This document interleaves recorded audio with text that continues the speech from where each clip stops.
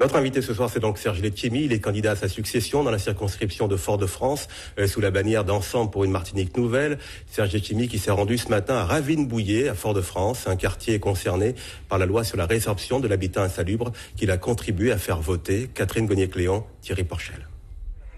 Allure décontractée pour une visite presque familiale. Le quartier de Ravine-Bouillé, Serge Letchimy le connaît depuis sa jeunesse. Sourire aux lèvres, il distribue des bises en guise d'amitié, comme un ami qui apporte de bonnes nouvelles. Ici, le travail de résorption de l'habitat insalubre est une priorité et fait toute la popularité du député. La restructuration a commencé il y a 12 ans. Mais les problèmes locaux, financiers, même législatifs ont ralenti le travail.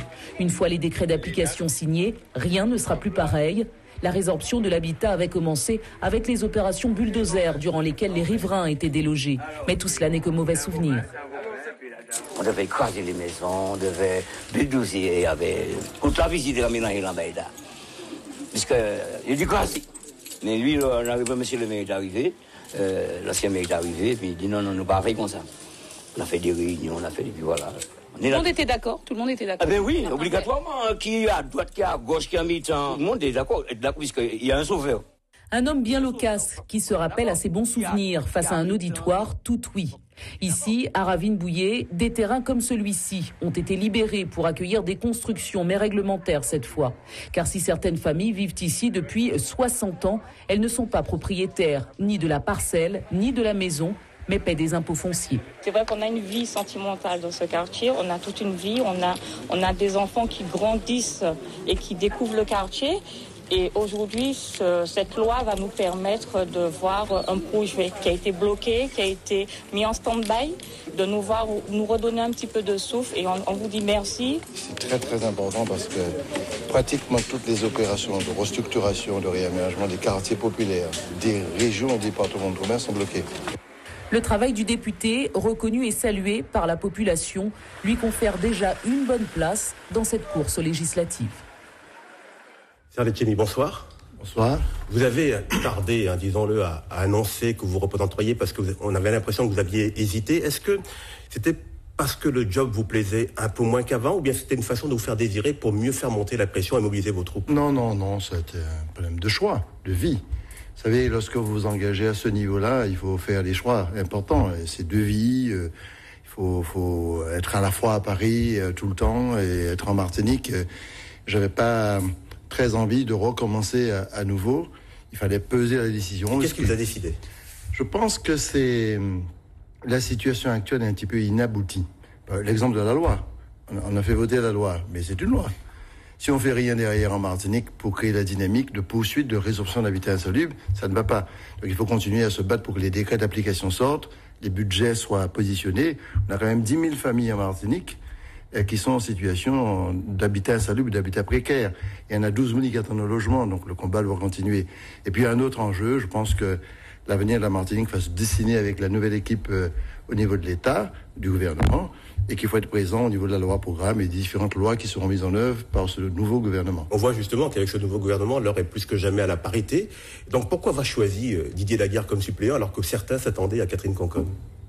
Moi, je suis contre le principe de la diversité pour la diversité, pour se faire plaisir. Il y a du dodoïsme. C'est pour ça que j'ai beaucoup apprécié les choix qui ont été faits, mais dans des ministères extrêmement importants, avec des personnes qui pèsent politiquement, c'est le cas de Taubira, de Lurel et de Paul Angevin. Pour la question de la parité, vous savez, j'ai dirigé une équipe municipale, régionale, vous avez le nombre de femmes qu'il y a.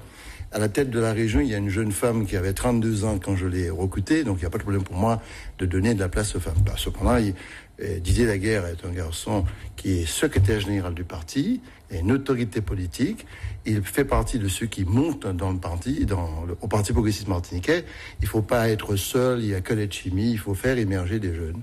Et c'est Didier qui a été choisi. On a vu justement qu'à travers le passé, vous avez été quand même un stratège politique. Avec vos alliés, vous avez réussi donc à rafler la région, le département, le Sénat. Mais pour les législatives, on a l'impression que ça coince un tout petit peu, qu'il y a des partis qui font partie de l'ensemble, mais qui présentent quand même des candidats contre le candidat désigné. Est-ce que quelque part, ça voudrait dire que ça grippe un peu cette machine? Ouais, honnêtement, oui. Ça a grippé et en même temps, ça a créé un petit peu de désordre. Bon, mais vous savez, les législatives, c'est un scrutin majoritaire territorial. Tandis que les autres scrutins notamment la région, c'est un scrutin de liste. Donc c'est un peu plus facile de gérer les ambitions que pour une élection uninominale. Bon, on a eu quelques dissidences, appelons ça comme ça. Nous avons essayé de gérer en organisant une primaire malgré nous. Au deuxième tour, on sera derrière le candidat ou la candidate le mieux placé. Vous avez parlé tout à l'heure de la collectivité unique. On sait qu'il y a des voix à gauche comme à droite qui s'élèvent un peu contre le mode du scrutin. On parle même de péril démocratique. Est-ce que ce sont des choses que vous entendez? Moi, je suis assez étonné, même offusqué par ces propos-là. Ceux qui parlent de péril démocratique, ce sont ceux qui ont proposé eux-mêmes la proportionnelle. Qui a proposé, se sont battus sur le MIM, le RDM, pour ceux qu'il y a encore du RDM, ils se sont battus pour le mode proportionnel. Donc on a adopté ce principe-là. Deuxièmement, et il y a une prime majoritaire à la sortie. La prime majoritaire a été débattue, décidée et votée. On n'était pas d'accord sur certaines choses. On était pour scrutin mixte, à la fois une partie cantonale, une partie proportionnelle. Dans le consensus, on a adhéré pour la proportionnelle. Donc il y a, à mon avis, toujours à rechercher le point médian pour sortir d'une situation difficile, parce que ce qu'il faut éviter à la Martinique, c'est la déstabilisation politique au quotidien. Comme la Polynésie, on a eu des coups d'État pratiquement chaque année. La Martinique doit avoir une démocratie qui fonctionne, mais stable, permettant aux responsables politiques majeurs, qui sera élu demain, de pouvoir gérer et développer. Serge Jimmy, vous êtes député sortant, vous êtes président de région, chef de parti et soutien actif à François Hollande. Or, vous n'êtes pas au gouvernement, comme Victorin Lurel, qui avait exactement les mêmes casquettes. Est-ce que c'est parce qu'on ne vous a rien proposé? Ou bien est-ce que vous ne pensez pas aussi, quelque part, ça peut être dommage pour la Martinique de ne pas être présent à ce niveau-là pour pouvoir défendre des dossiers? Je répète des choses. Sur le principe, je n'ai jamais été candidat à un poste de fonction ministérielle. On me l'a proposé à plusieurs reprises, pas ce gouvernement, mais avant. J'ai toujours dit non. Parce que, par tradition, le Parti progressiste martiniquais n'est jamais au niveau des ministères. Yves Césaire a refusé à plusieurs reprises, et c'est ce qu'il nous avait donné comme consigne. La deuxième chose, c'est que, c'est pas une distribution de cadeaux, hein. C'est quoi? Bon, il y a un choix qui a été fait sur Lurel, qui me mérite bien, il a une expérience. Il pourra gagner ses arbitrages ministériels, je le souhaite beaucoup, parce qu'il faut. Il y a Christiane, qui est connue comme une femme de très grande qualité, qui a une responsabilité, c'est la 4e personnalité du gouvernement, tant mieux. Donc, à la Martinique, les personnes aujourd'hui, il faut pas être nombriliste et vouloir que ce soit le Martiniquais, pourquoi pas telle personne de telle région.